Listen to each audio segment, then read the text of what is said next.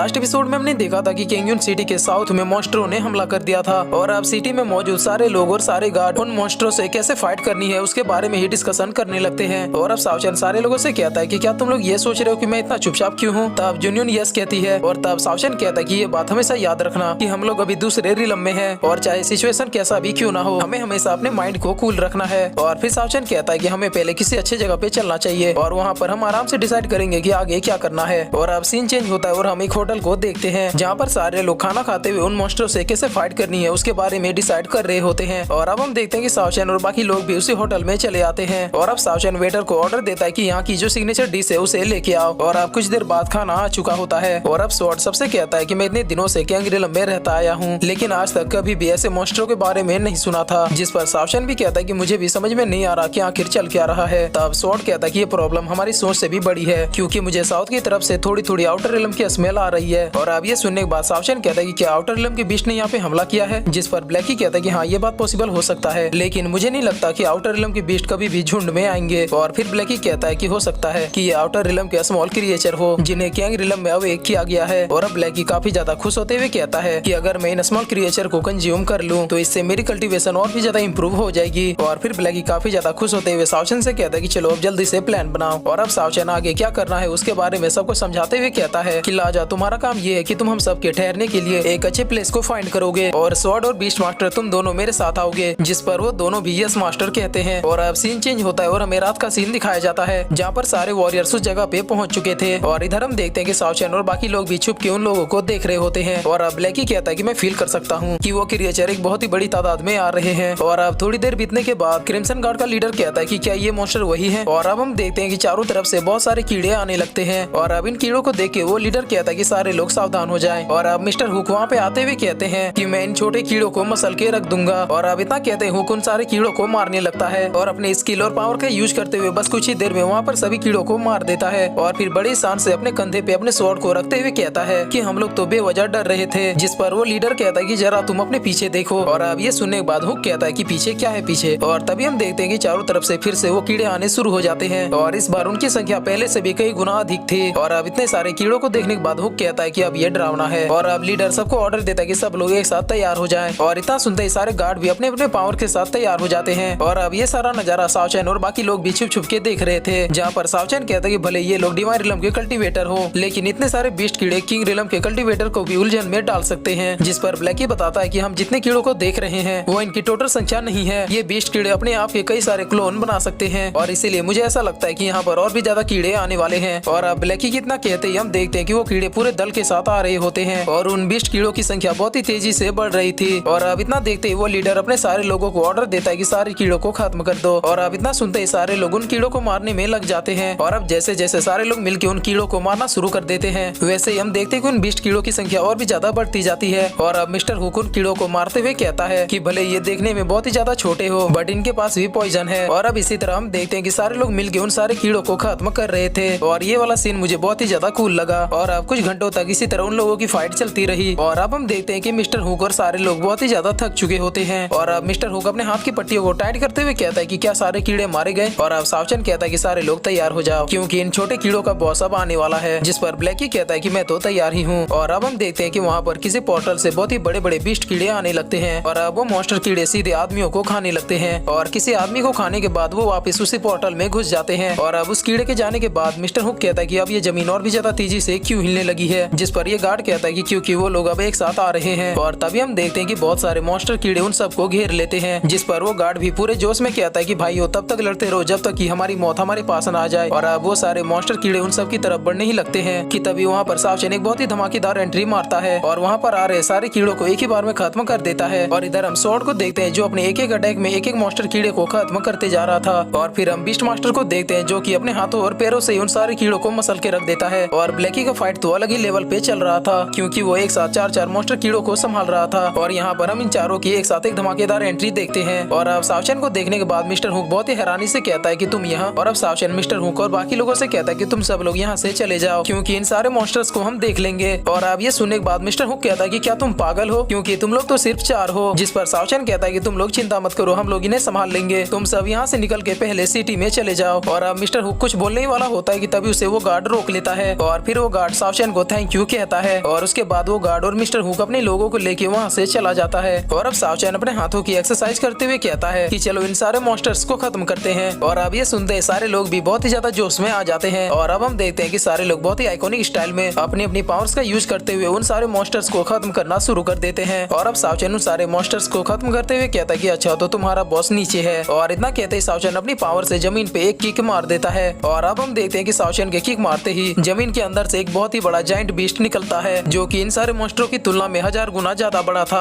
और उसके पूरे बॉडी से पिंक कलर की एनर्जी निकल रही थी। और अब उस मॉन्स्टर को देखते हुए साओचैन ब्लैकी से पूछता है कि ब्लैकी क्या ये क्रिएचर आउटर रिलम का है। तब ब्लैकी कहता है कि नहीं, ये क्रिएचर आउटर रिलम से नहीं है, क्योंकि ये क्रिएचर बहुत ही ज्यादा कमजोर है और हो सकता है कि इस क्रिएचर को ओरिजिनल आउटर रिलम के क्रिएचर ने क्रिएट किया हो या फिर उसकी मदद से क्रिएट किया गया हो। और अब ये सुनने के बाद साओचैन कहता है कि अच्छा ऐसी बात है। और अब हम देखते हैं कि जैसे ही वो मॉन्स्टर अपने पंखों को फड़फड़ाने लगता है तो चारों तरफ एक पिंक कलर की एनर्जी फैलने लगती है और जिसकी वजह से वो छोटे क्रिएचर और भी ज्यादा पावरफुल होने लगते हैं। और अब साओचैन अपने लोगों से कहता है कि स्मॉल क्रिएचर को तुम लोग संभालो और इस बड़े वाले को मैं देखता हूँ। और इतना कहते ही साओचैन उस जाइंट मॉन्स्टर के ऊपर अपने फिस्ट से अटैक कर देता है, लेकिन इस अटैक से उस मॉन्स्टर को कुछ भी नहीं होता है और उल्टा वो मॉन्स्टर साओचैन के ऊपर अपने पॉइजन को छोड़ देता है। और अब साओचैन उसके पॉइजन से बचते हुए कहता है कि ये तो सच में टफ है। और फिर साओचैन अपने पंच के साथ उस मॉन्स्टर के ऊपर एक और अटैक कर देता है, लेकिन इस बार भी उस मॉन्स्टर को कुछ भी नहीं होता है। और फिर वो मॉन्स्टर अपनी पावर से अपने से छोटे मॉन्स्टरों को उनकी तरफ भेजने लगता है। और अब फिर से ब्लैकी अपने फॉर्म में आते हुए सबको खत्म करना शुरू कर देता है। और फिर स्वॉर्ड और बीस्ट मास्टर भी अपनी अपनी पावर से सारे मॉन्स्टरों के ऊपर टूट पड़ते हैं। और अब इधर साओचैन भी अपने फिस्ट और किक की मदद से उस मॉन्स्टर को मारने की कोशिश करने लगता है, लेकिन वो मॉन्स्टर बार बार साओचैन के ऊपर अपना पॉइजन छोड़ देता है। और अब साओचैन अपने आप को ठीक करते हुए कहता है कि मेरे ख्याल से अब मुझे खत्म करना ही होगा। और इतना कहते ही साओचैन अपने हेवनली डेजर्ट फिस्ट का यूज करता है। और अब हेवनली डेजर्ट फिस्ट के पड़ने के बावजूद भी हम देखते हैं कि वो मॉन्स्टर अभी भी जिंदा है। और फिर साओचैन उस मॉन्स्टर को अपने एक और पावरफुल अटैक से मारता है, लेकिन हम देखते हैं कि वो मॉन्स्टर बार बार अपने आप को म्यूटेट कर लेता है और फिर से एक नई बॉडी के साथ जिंदा हो जाता है। और अब वो जाइंट मॉन्स्टर साओचैन की तरफ उड़ते हुए अटैक करने के लिए बढ़ जाता है। और अब ये देखते ही साओचैन अपने हेवनली डेजर्ट फिस्ट के फोर्थ फॉर्म का यूज करता है, जिसकी वजह से साओचैन बहुत ही ज्यादा बड़ा हो जाता है। और फिर साओचैन उस जाइंट मॉन्स्टर को बिल्कुल मच्छर की तरह मार देता है। और उसके बाद जो बचा कुचा कसर था उसे साओचैन अपने पैरों से कुचल के खत्म कर देता है। लेकिन तभी साओचैन देखता है कि उस जाइंट मॉन्स्टर के ऊपर एक छोटा सा कीड़ा बैठा हुआ है। और अब साओचैन उस कीड़े को देखते हुए कहता है कि आखिरकार ये क्या है। और अब उस कीड़े को देखते ही ब्लैकी कहता है कि साओचैन ये कीड़ा आउटर रिलम का ब्लैक बग है। और फिर ब्लैकी बताता है कि ये कीड़ा खुद फाइट नहीं कर सकता, लेकिन इस कीड़े की एबिलिटी ये है कि ये मल्टीपल हो सकता है और इसके साथ ही ये कीड़ा दूसरे क्रिएचर्स को भी अपने कंट्रोल में कर सकता है और उन्हें भी अपने म्यूटेशन की पावर्स को दे सकता है। और अब साओचैन उस कीड़े को मसलते हुए कहता है कि आउटर रिलम में तो कमाल के जीव मौजूद है। और फिर साओचैन ब्लैकी से कहता है कि क्या तुम सेंस कर सकते हो कि इनमें से ओरिजिनल वाला कहाँ है। जिस पर ब्लैकी कहता है कि मेरे ख्याल से वो हमसे बहुत ही ज्यादा दूर है और यही वजह है कि मैं उसे सेंस नहीं कर सकता। और ये सुनने के बाद साओचैन कहता है कि कोई बात नहीं। और फिर साओचैन वहाँ से जाते हुए अपने लोगों को लेट्स गो कहता है। और तभी हम देखते हैं कि ये सारी घटना ब्लैक कार्वा का एक आदमी छुप के देख रहा था।